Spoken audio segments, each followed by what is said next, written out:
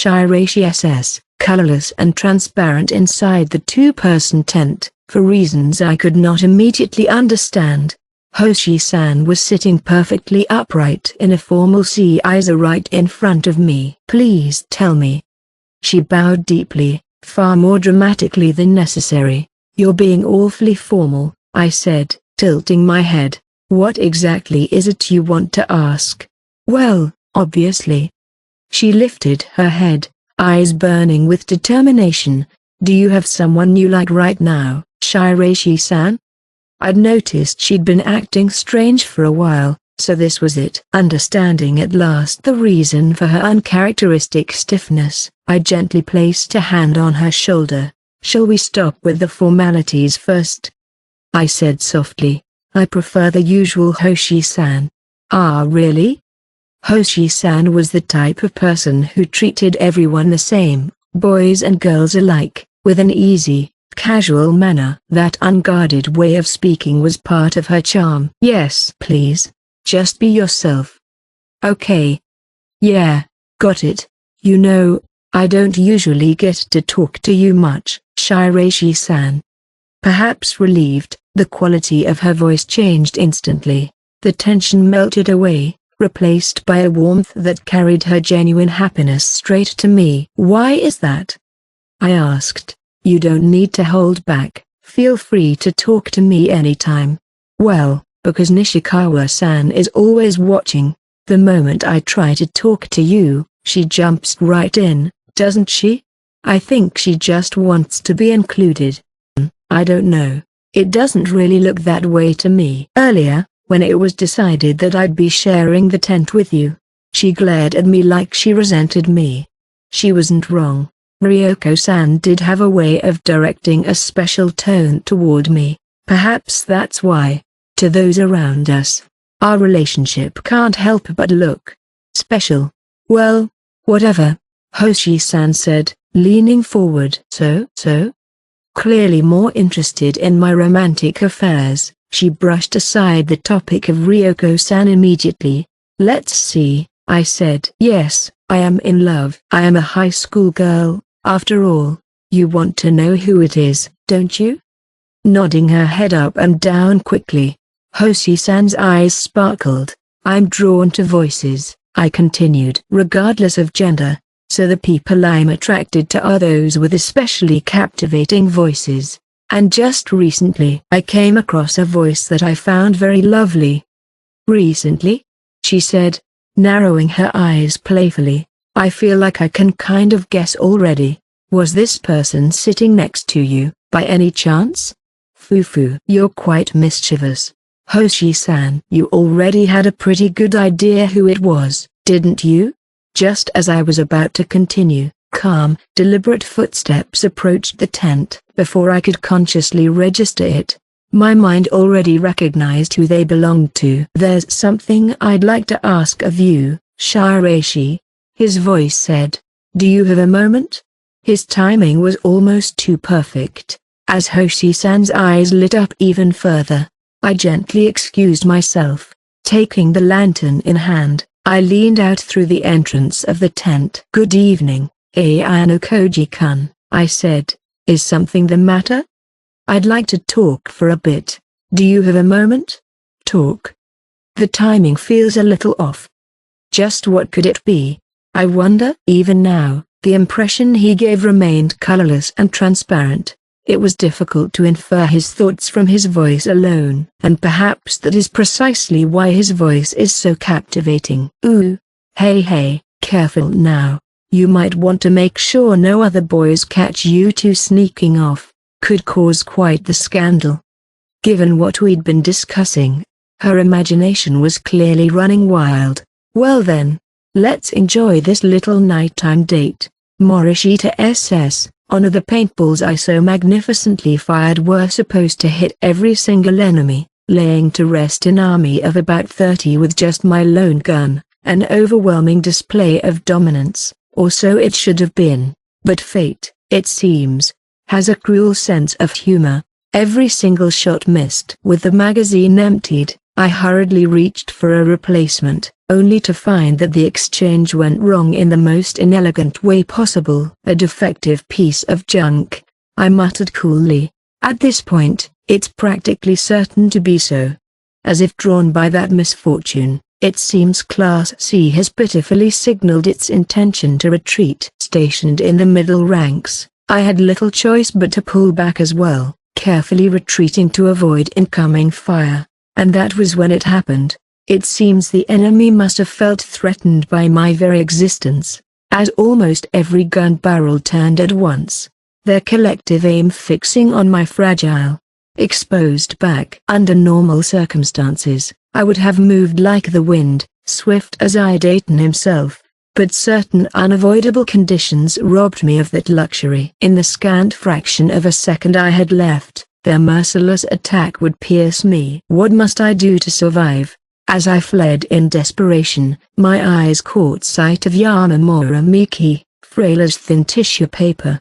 I cannot be defeated here, and if that was the case, then there was only one option left to me. Watch out, Yamamura Miki. Grab Yamamura Miki by both shoulders, spin her around, and she becomes a shield. She will be remembered as the one who protected me, a figure who left behind proof, however small, that she had lived. A mutually beneficial arrangement, a perfect win-win. The moment I furrowed my brow with determination, about to make her my shield, a sharp pain tore through my back. Q. Then another and another. Arc. Morishita-san? It would seem I was just a fraction too slow to complete the maneuver. It seems. This is as far as I go, at least. You should run. Get away. Why? Why would you protect someone like me? I suppose, I replied softly. There was still a trace of kindness left in my heart. That's all. Live on, Yamamura Miki, and in my place, become an Amazoness. Thud. Morishita-san? Morishita-san. Well, this should suffice. After all, as the person who protected her at the cost of my own life, I would surely earn Yamamura Miki's eternal gratitude, and I, meanwhile, would be free to return to the ship, to rest, at last. A death befitting honor, a final act without blemish. Truly, the most glorious end. Sheena SS. Keeping distance, the morning sea shimmered softly, scattering light as though it were made of countless fragments of glass. I stood alone, watching it, and let my thoughts drift in silence. What do I want to do from here on? How should I proceed? I want to cherish the time I spend with Ayano Koji-kun, and yet, choosing that time may not lead my class in a favorable direction. I really am quite a greedy person, aren't I? I whispered. Not long ago, I was prepared to accept that I might never be able to speak with Ayano Koji-kun again. Even though I was thinking that way, now the fact that such time might exist has become a source of worry. Since the uninhabited island exam began, Ryun-kun hasn't asked me for advice even once. It doesn't feel like distrust. Rather, it feels as though I am being kept at a careful distance, handled the way one might handle something delicate. Ryun-kun knows how I feel. That fact doesn't make me happy, nor does it make me uncomfortable, but perhaps that knowledge itself is what has created this distance between us. What choice is the correct one? I ask myself by putting it into words. The only answer that returns is the faint throbbing of my chest and the gentle sound of waves. I want to see him. I want to meet Ayano Koji-kun. I want to talk with him. My words and my heart repeatedly murmur the same thing. We passed each other on the ship, but there was no chance to speak. Even when we disembarked, our paths crossed without a moment to stop. Once the special exam is over, I will go to see him myself, I decided. I gathered that small, flickering spark of courage and forged it into a silent resolution.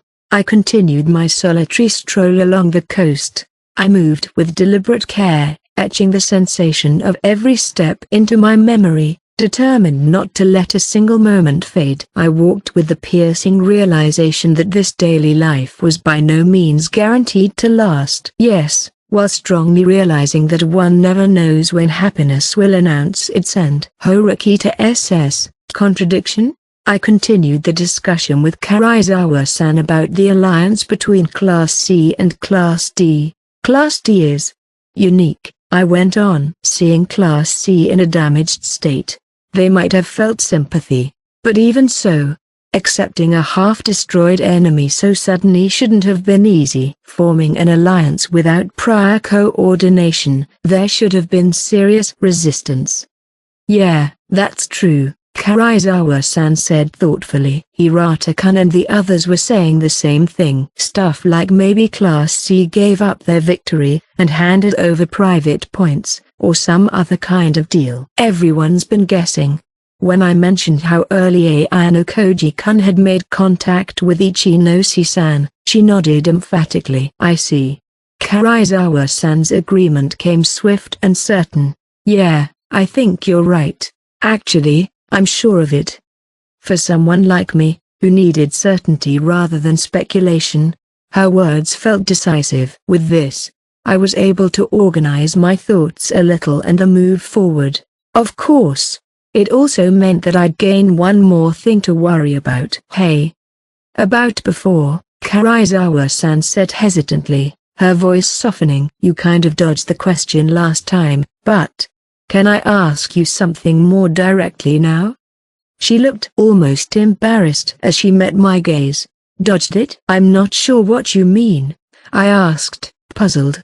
The words she replied with to my question were, even now, when you and Ayano Koji-kun are clearly on opposing sides, do you still like him, Horikita-san? For a moment, my thoughts nearly froze.